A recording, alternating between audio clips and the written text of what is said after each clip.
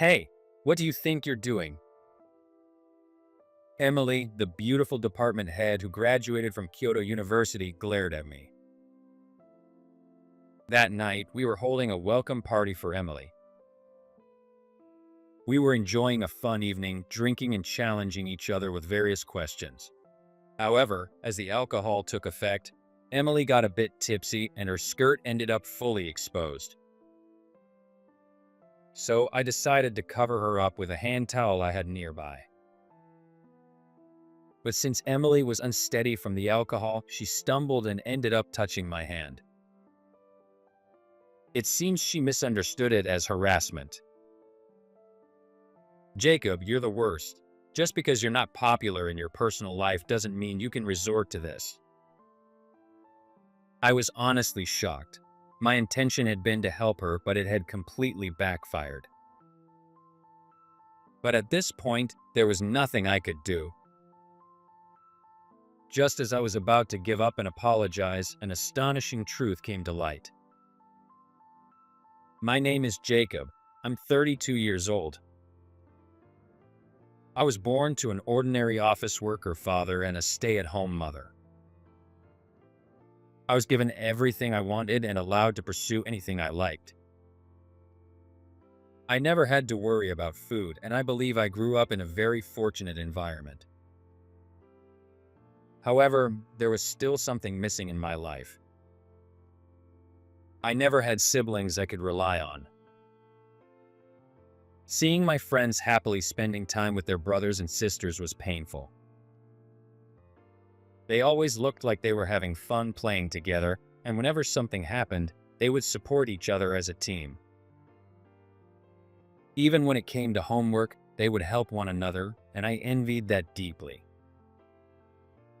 As an only child, that was a dream I could never have. I begged my parents countless times, but my wish was never granted. Then one day, a new family moved in next door. It was a family of four: a father, a mother, a boy 5 years older than me, and a girl the same age as me. On the day they moved in, the four of them came over to introduce themselves. That was the first time I met the boy, Tristan. It didn't take long for me and Tristan to become close. Before I knew it, we were playing together all the time. Hey, did you finish your homework? You can't play until you've done it. I'll help you with it. Tristan always looked after me. Rather than just a friend, he felt more like an older brother. To me, who had always wished for a sibling, it felt like a gift from the heavens. On weekends, I would stay over at Tristan's house almost every week. We'd play games and talk about all sorts of things. Being with Tristan became so natural that I never imagined it would change. Then one day, I heard something shocking from my mother. As usual, I went to Tristan's house to play, but neither he nor his parents were there. Feeling confused, I went back home and asked my mother. She hesitated for a moment before finally telling me the truth. About Tristan, he got sick and is in the hospital now. What? Tristan is sick? Hearing my mother's words, I felt my blood drain from my face. At the same time, I couldn't believe it.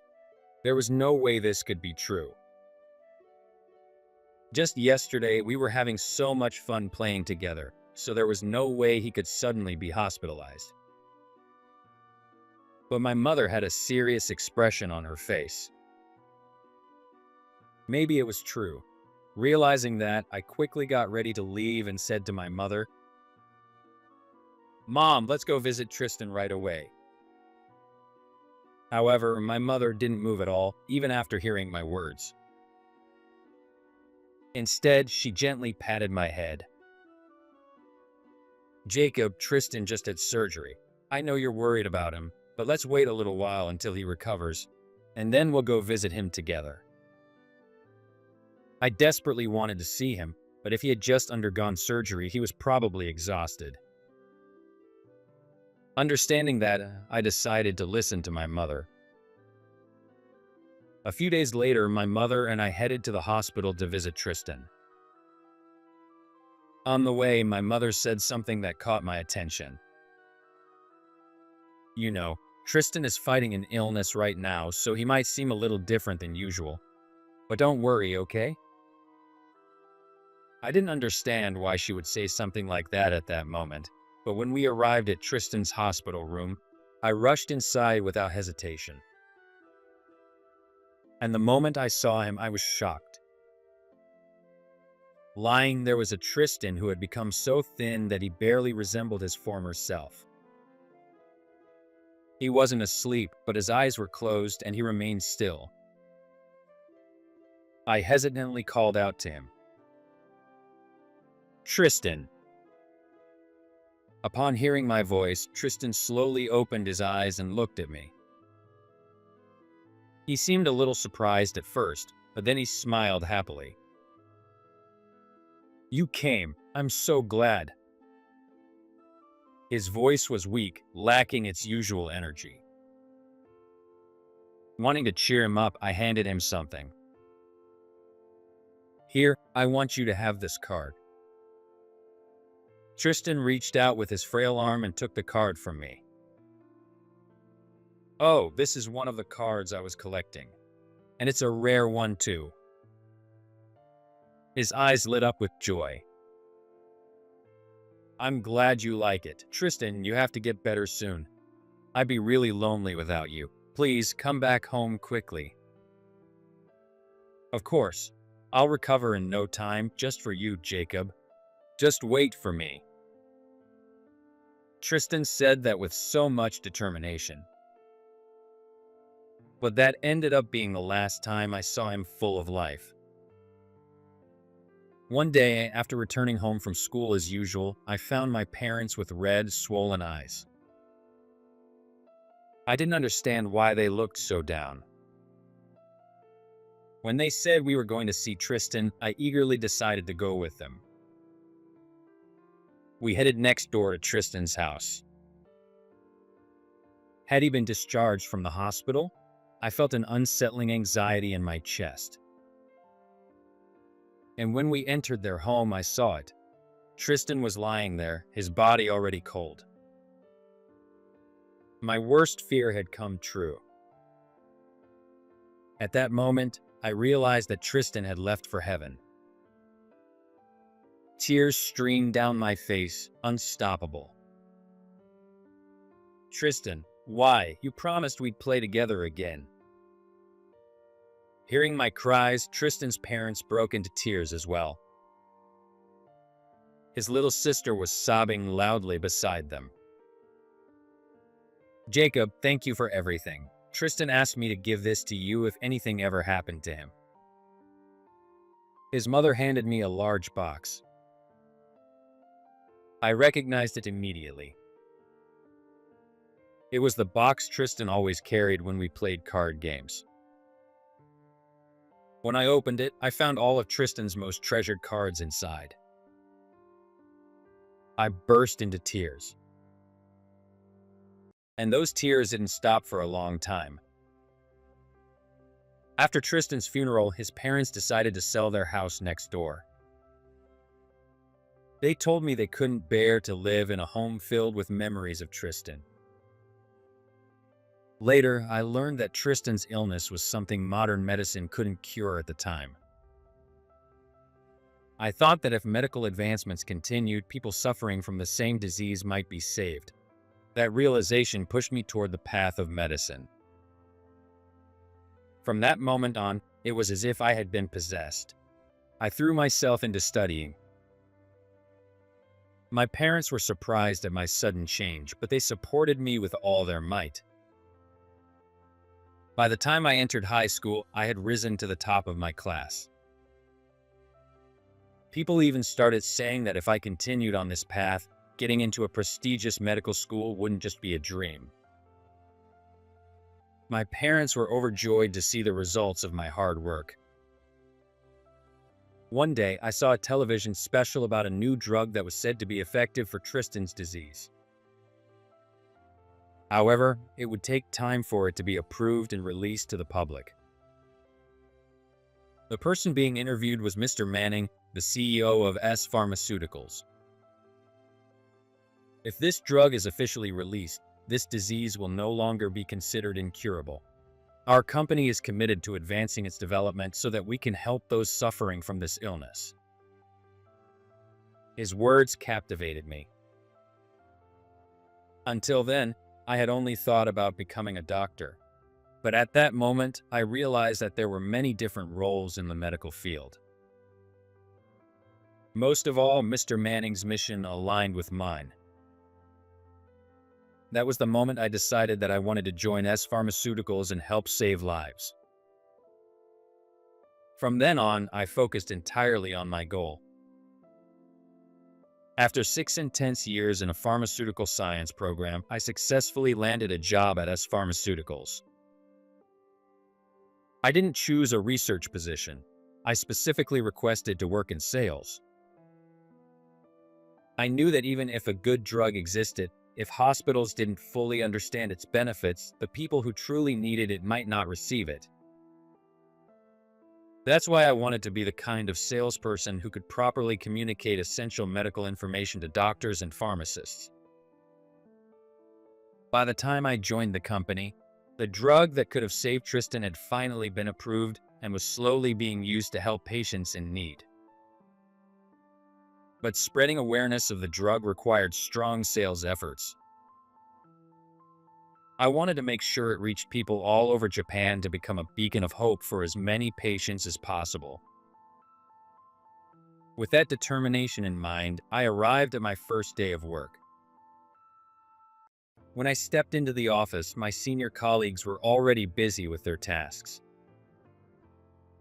Not knowing what to do, I stood frozen until one of my senior colleagues, Haley, approached me. She showed me where to put my things and led me to my desk. First days are always nerve-wracking, but don't worry, everyone here is kind. If you're ever unsure about anything, just ask. Haley, who is 3 years older than me, said that with a gentle smile. For my first business visit to a hospital, Haley was assigned to accompany me. I had memorized all the materials the day before and faced this business meeting with full preparation. I had prepared as much as I could, so there was no way I would fail. But unfortunately, the result was a complete disaster. Haley, however, encouraged me. Everyone struggles at first. You'll get the hang of it, so don't worry. Even so, I knew I couldn't stay like this. Determined to improve, I dedicated myself to studying both medicine and sales techniques. It was, without a doubt, the most grueling period of study in my life. Years passed, and before I knew it, I was 32 years old. Time flew by so fast. It was almost terrifying. I had grown so much since my rookie days. Now, I was even training new employees. Compared to my past self, I was almost unrecognizable in terms of skill and speed. You've come such a long way. I can't believe you're outperforming me in sales now, Haley said with a laugh. Thanks to my hard work, I had even been awarded the top salesperson in the department. The thought that my efforts were directly helping patients made me genuinely happy. Then one morning, when I arrived at the office as usual, I noticed that the place was unusually noisy. When I asked Haley what was going on, she whispered something astonishing to me. Hey, remember how Henry, our department head, retired recently? Well, his replacement is starting today. Everyone's been guessing what kind of old guy it'll be for fun. Ah, so that's what all the commotion was about. I decided to join in on the gossip, curious myself. I bet it's going to be some older guy who's worked in a bunch of different departments. Hopefully, he's a kind person. I think it'll be someone really sharp. The head of the sales department is one of the most crucial positions in this company. I doubt they'll bring in someone gentle, but who knows? Everyone was eager to find out who the new department head would be. When the workday officially started, the chatter stopped as everyone returned to their desks. Then it happened. The office doors swung open forcefully and a stunning woman with long black hair and perfect makeup walked in. My colleagues stared at her, unsure of who she was. Right behind her, Mr. Manning entered the room. And then he made a shocking announcement. Everyone, listen up. This is Emily, your new department head. She's been working as a researcher for years, but she's been chosen for this leadership position. Since she has a strong background in research, she knows these drugs inside and out. If you have any questions, go to her. My colleagues exchanged bewildered glances. No one had expected someone so young and beautiful to become our department head. Mr. Manning continued introducing her, despite our stunned silence. Emily graduated from the prestigious Kyoto University's pharmaceutical department. Oh, and she loves drinking, so make sure you invite her out for drinks. His lighthearted remark made my colleagues chuckle. But Emily remained expressionless. Then she spoke in a firm tone. I'm serious about this job, so I expect all of you to follow my lead. With that, she walked to her desk and immediately started working. The atmosphere in the office took a sharp turn for the worse. What was once a lively and friendly workplace suddenly became oppressively silent. No one dared to speak. I could tell that people were intimidated by Emily. She didn't seem like a bad person, and I hadn't talked to her enough to judge, but I wanted to believe she was a good leader. However, it turned out I was being naive. The moment Mr. Manning left the office, Emily suddenly raised her voice. Haley, what is this report? This is unacceptable. Redo it. Haley, startled by the sudden outburst, quickly rushed over to Emily's desk. I wrote it the way I always do. This is the standard format. Haley looked unconvinced. Seeing her expression, Emily glared at her. I'm telling you that method is wrong. Redo it. Everything I say is correct, so just do as I tell you. When the boss gives an order, you obey. Frustrated but without a choice, Haley returned to her desk and began reworking the report. Then, Emily called my name in a loud voice. Jacob, what's the status of the hospital sales visit? Yes, I was planning to go today or tomorrow. At my response, Emily looked at me like I had just said something ridiculous. She let out an exaggerated sigh.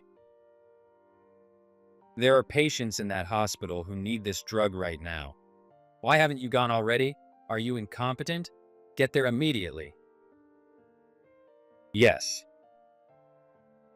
I quickly gathered my things and rushed out of the office.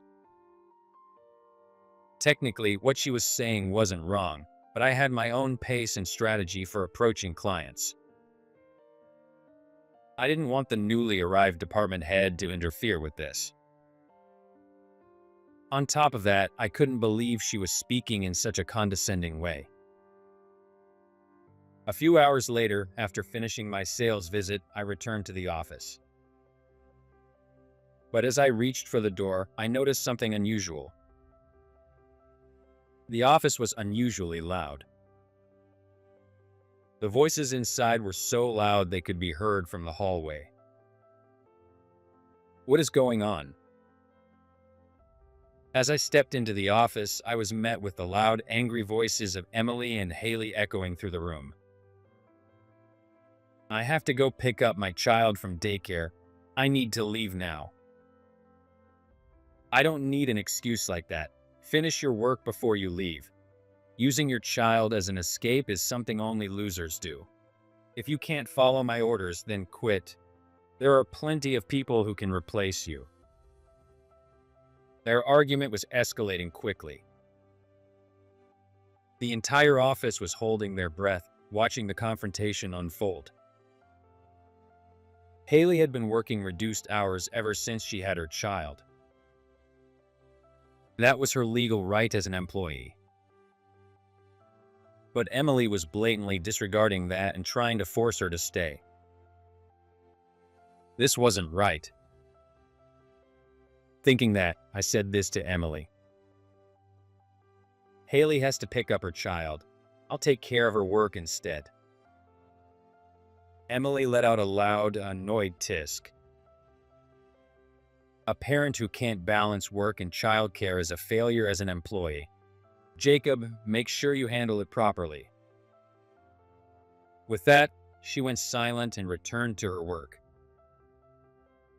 Haley thanked me multiple times before rushing out of the office. Being dedicated to work is a great quality, but a leader also needs to consider their employees. I couldn't help but think that.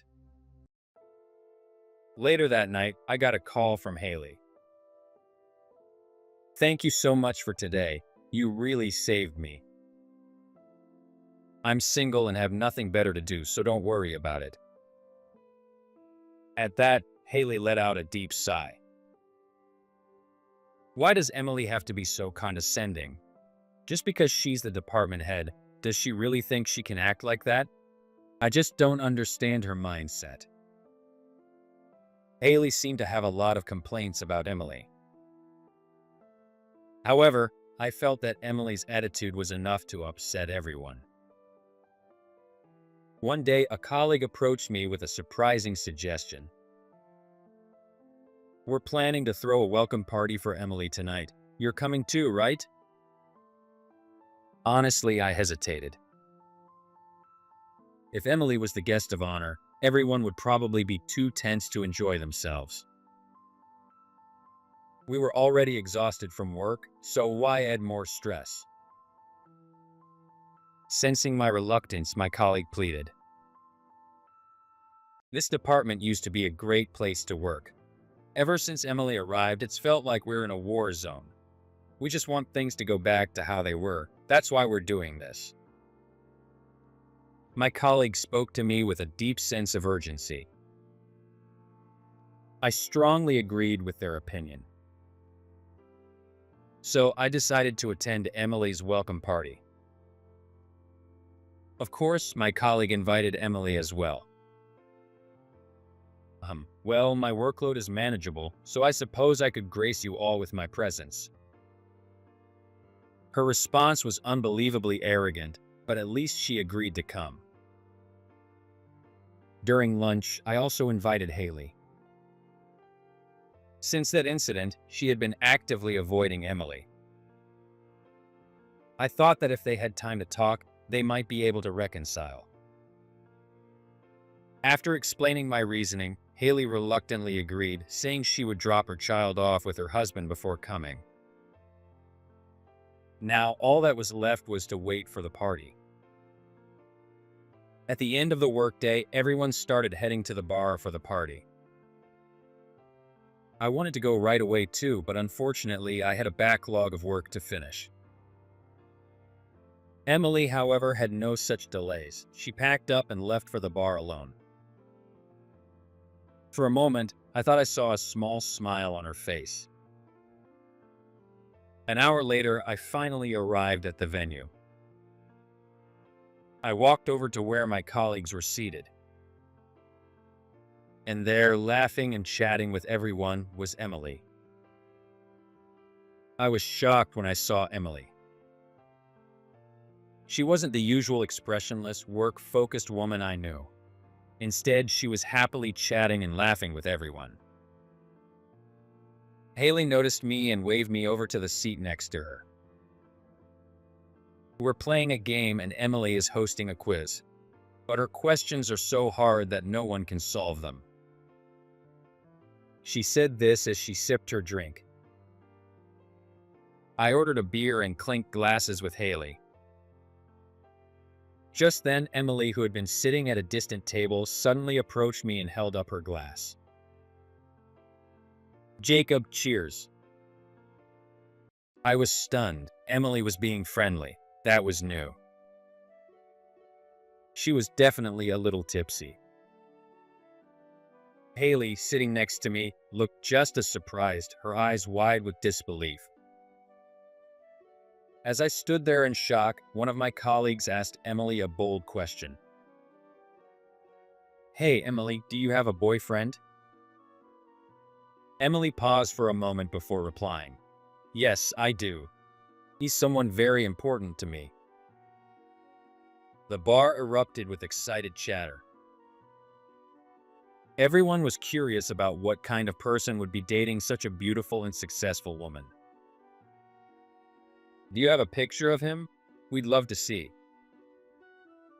Encouraged by the crowd, people started pressing Emily for details. But instead of answering, she smirked and threw out another impossible quiz question. If you can solve this problem, I'll show you a picture of my boyfriend. Everyone groaned. The question was a ridiculously complex factorization problem, basically a math nightmare. Haley immediately turned to me. Jacob, you're good at math, right? You can solve this, can't you? She nudged me teasingly. There was no way I could back down now. With everyone watching, I picked up a pen and started solving the problem. I finished solving it in just a few minutes and stood up to show my answers to Emily. And that's when I saw something I shouldn't have. Emily, having had a bit too much to drink, was sitting in a way that made her skirt completely ride up. Luckily, it seemed like I was the only one who had noticed. I quickly grabbed a hand towel from the table and tried to discreetly cover her. But at that moment, Emily, unsteady from the alcohol, stumbled and brushed against my hand. Then her voice rang out loudly, right in my ear. She was glaring at me. Hey, what do you think you're doing? It looked like she thought I had done something inappropriate. I tried to explain, but before I could, she raised her voice again. Jacob, you're the worst. Just because you're unpopular doesn't mean you can go around harassing people. I had acted with Emily's best interests in mind, so I was disappointed that things turned out this way, but there was nothing I could do. Emily wasn't even willing to hear me out. I figured there was no point in arguing. I might as well just leave. The once lively atmosphere of the party had turned ice cold, all because of me. But then, Haley suddenly raised her voice. Emily, Jacob was just trying to cover you up because your skirt was completely exposed. Calling him a creep is way too harsh. What? My skirt was. Eek. It was only then that Emily realized her skirt was completely visible. Haley went on to explain that she had noticed it earlier but wasn't sure how to handle it until I stepped in to help. With that, my innocence was finally proven. Emily apologized to me with a guilty look.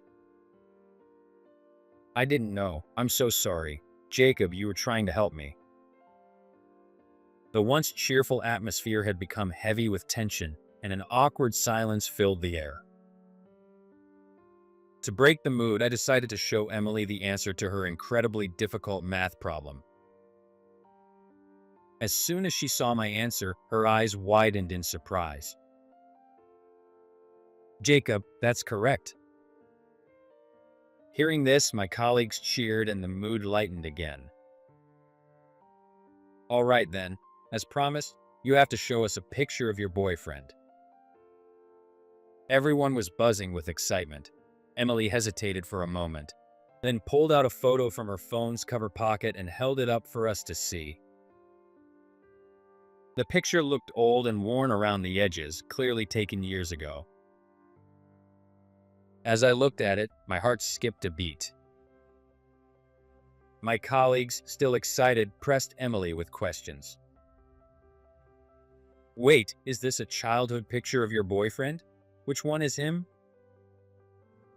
"This is me, and this person here is the most important person in my life." Everyone stared at the image, trying to make sense of her words. Then, one of my colleagues spoke up. "He kind of looks like you, Emily." Emily smiled and finally revealed the truth. "Of course he does, because he was my older brother." A heavy silence fell over our table. Everyone exchanged stunned glances. "Wait, so when you said your most important person and your boyfriend, you were talking about your brother?" The awkwardness in the air was undeniable, but then Emily suddenly let out a small laugh. "You're all thinking weird things, aren't you? Don't worry, my brother has already passed away, but I loved him so much." My colleagues looked at her with expressions of surprise and sympathy. I couldn't stay silent anymore. "Emily, your brother was Tristan?" At my words, Emily looked like she was about to collapse from shock. "Why do you know my brother's name?" I pointed at the person in the corner of the photo that Emily showed me. "Do you recognize this kid?" Emily's face changed completely. "No way. Are you saying you're the boy my brother was closest to back then? You still think about my brother?" Tears welled up in her eyes. "Of course I do. Tristan was more than just a friend, he was family to me. There's no way I'd forget him. I chose this career path because of him." Hearing this, Emily suddenly broke down, sobbing loudly in front of everyone. Her cries echoed through the bar. My colleagues were completely taken aback. Emily, who had always been so strict and composed, was now crying like a lost child. Haley, moved by the scene, gently handed her a handkerchief. "I couldn't save my brother. That regret has haunted me my entire life. That's why I pursued this career. I wanted to help people suffering from the same illness that took him away. That's the only reason I've pushed myself so hard all these years." Hearing Emily's heartfelt confession, my colleague's eyes glistened with unshed tears. "So the reason you were so strict with us was because you wanted to help patients struggling with illness?" "Yes. I just wanted to save as many lives as possible. It was my way of making up for not being able to save my brother. But I realize now. I forced my ideals onto all of you. I'm truly sorry." When Emily said that, Haley shook her head. "Emily, your passion has reached us loud and clear. Your desire to help as many people as possible through medicine is truly admirable. Somewhere along the way, I think I forgot why I chose this job in the first place. Thank you for reminding me." Tears rolled down Haley's cheeks. She was so overwhelmed with emotion that she couldn't say anything more.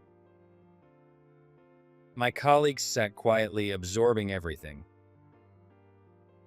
It was an unexpected and shocking revelation, but because of it, Emily was finally able to connect with everyone. I deeply felt that I was truly glad to have attended the welcome party.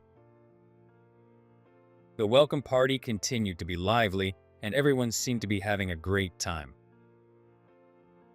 However, the last train's departure time was approaching. Reluctantly, everyone started preparing to leave. At that moment, Emily quietly took my hand, making sure no one noticed, and whispered in my ear, "Jacob, let's be alone together." I couldn't help but blush. I had no idea what Emily meant by that. Seeing my reaction, Emily chuckled. "What are you imagining? I just want to talk about my brother." So that's what she meant. I felt embarrassed for even thinking otherwise, even for a second. Emily must have seen right through me, and my face felt like it was on fire. Quickly, I responded, "Of course, I'd love to talk about Tristan." Emily smiled, looking pleased. After everyone had left, Emily and I happened to be heading in the same direction, so we decided to chat while waiting for the last train. Then, Emily told me something completely unexpected. My brother, he passed away in a hospital bed, but he kept saying he wanted to be discharged. We thought he meant he wanted to go home and be with family, but the first thing he said was that he wanted to hang out with you. My parents and I were honestly a bit disappointed at the time. It's funny to think about now, though. That was the first time I had ever heard that. Then, Emily handed me something. "I always carry this as a keepsake of my brother, but I think you're the one who should have it." It was a photo of Tristan and me, both grinning from ear to ear. The moment I saw it, I couldn't stop my tears. Emily, sitting beside me, started crying too. We didn't care about the people around us and just kept crying together. After that, the atmosphere in the office changed completely thanks to the welcome party. Emily was still as strict as ever, but her colleagues' reactions to her had shifted. "Hey, Haley, are you even trying? What is this report supposed to be?" "Oh, I was just about to fix it, don't worry." "If you noticed it, then fix it faster." Haley handled Emily's sharp remarks with ease. The other colleagues had started responding to her in the same way. It seemed like Emily's passion had finally reached them. As for me, although our official relationship remained that of a superior and a subordinate, Emily and I became close friends. We occasionally went out for drinks and reminisced about Tristan. Meeting Emily was all thanks to Tristan. Life is unpredictable, but I want to continue cherishing the people I meet and the connections I make.